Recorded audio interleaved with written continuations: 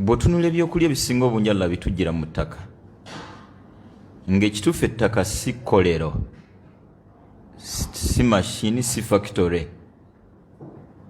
Waffe Uganda bw'oba oyagala lumonde gw'ofuna malagala ng'okuŋŋaanya obutuumu bw'ettaka obuwerako ng'osonsekamu amalagala mu myezi 4 emyezi 6 mu butuumu obwo ononamu minwe.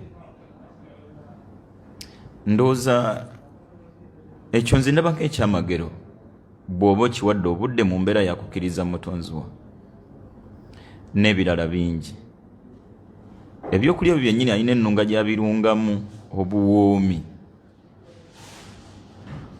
N'olya ennanansi ng'ewooma oluwoomo olwawukana n'ekikajjo, byombi tebasobola bikuwera mu nzikiza ne bikutabula nti oba ndidde ki kino. Muwogo naye era embeera y'emu, wakati mu ttaka lajja mutujjira talumirangako. Ayina ensabika gye yamusabikamu ey'obuvunaanyizibwa.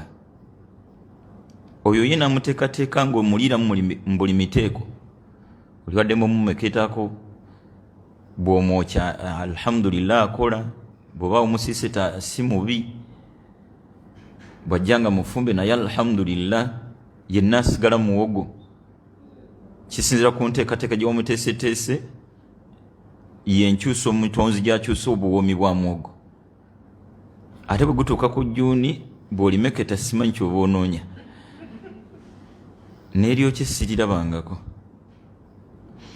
Kati ebyo bisaana bitwale ebirowoozo byaffe tutendereze ng'omutonzi waffe olutenderezo olulina ensonga.